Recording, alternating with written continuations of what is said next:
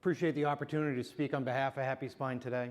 We're developing a fundamentally improved material which is addressing the three critical needs of bone fusion. This is a step forward in thinking, as all materials on the market today meet one or two of these critical needs but don't meet all three. But I want to begin by level setting everyone's knowledge in the room regarding bony fusion. Let's start with bone. Bone is a physical framework of living organic matter. It literally shapes us. Within this structure, there's two distinct elements. There's a load-bearing element of cortical bone, which gives strength and structure. There's porous cancellous bone for generation of growth factors. Bone will not grow in the presence of excessive strain. If strain is too high or too low, bone will regress from it. The need for fusion occurs when the injured or aging skeletal system collapses, fractures. It causes pain, dysfunction, and nerve impingement. The solution is to restore healthy anatomical structure, and in the case of spine, the foraminal height around the nerves. Restoring this native construct relieves the surrounding tissue of pain and dysfunction.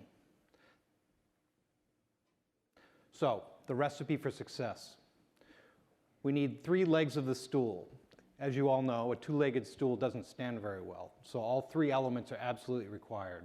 You need the dense bioactive mechanical structure that is necessary for stabilization and strength. You need a porous bioactive conduit for communication and ingrowth of this surrounding healthy bone. And presently, none of the devices on the market supply all three of these. So what are our constructs that are available today? There's three basic material options. You have native bone or allograft, you have titanium, and you have PEEK. There's many different constructs and combinations, each attempting to improve their offering to the market. But each has shortcomings. Bone allograft demonstrates both densities, but it has variable modulus and strength output. Titanium devices are biologically accepted by the body, but they have a very complex material performance and visualization concerns. And polymeric devices improve on these, yet they still lack all three elements required for fusion. With that, I'd like to introduce HAPPE's solution. It's actually an acronym representing hydroxyapatite porous PEEK. The HAPPE solution is a confluence of all three aspects. It has the biomechanical properties of multiple density PEEK polymer. It has interconnected porosity for communicating healing throughout the scaffold. And it has bioactive HA, an element of calcium phosphate that the mating bone will interact with. Our unified structure is a monolithic construct, so no coatings. It's PEEK filled with HA whiskers. It has a seamless transition between the dense and porous structure, and there's exposure of HA on all surfaces, both internal and external. Our present design is 75% porosity with pores shaped to mimic trabecular bone or cancellous bone. We integrate the dense structure where it's needed most, and we put the porous material on the periphery where it will encourage bony growth for improved stabilization. We do have the ability to relocate the dense material based on the application, and we can vary pore size, pore shape, and percentages. So looking at the modulus of the material, modulus is the spring rate of a material as it reacts to the stress around it. If it's too stiff, bone will regress from it, and if it's too soft, the implant will collapse. Solid, unfilled PEEK has demonstrated for decades that it's a modulus of choice of clinicians. 3D printed titanium claims to have the same sort of construct, but it has failed to meet up to all those requirements.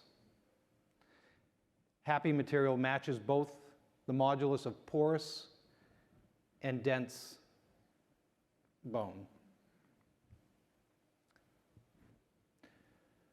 One of the known complications with implants is they fracture upon implantation or under biological loads. Through a very extreme test, we proved here that we do not fracture even under maximum compression. Independent lab testing done for ASTM standards and impaction testing have shown that we've met our design criteria. At Notre Dame, they researched how to improve the permeability of porous devices.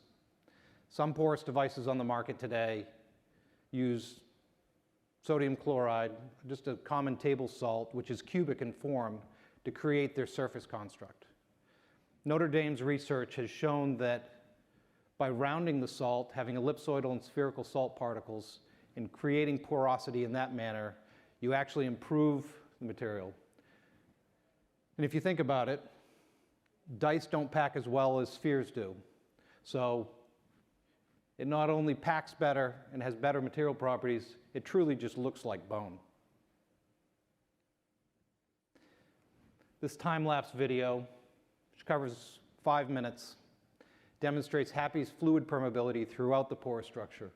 You'll note the emerging dense structure bound within the porous material. And again, this is monolithic.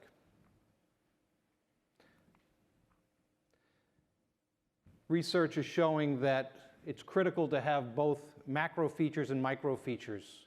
Truly planar surfaces do not transmit bone well. So by utilizing our proprietary molding process, we're able to create that macro pore structure, and on the interior, have micro features with the HA particles.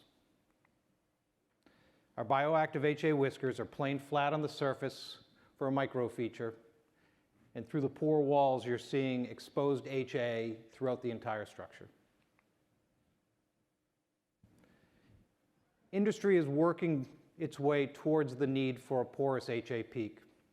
Nuvasiv's Cohere technology, formerly Vertera, demonstrates a 0.5 millimeter of bony ingrowth and unfilled natural peak through their pore structure. Invibio's Optima Enhanced HA peak also shows improved bioacceptance of the material, yet the two have not been mated together until today.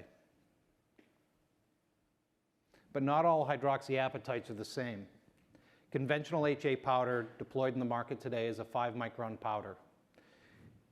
In the upper right-hand corner, the backscatter energy image from the SEM shows the mixing density. It shows the HA does not clump.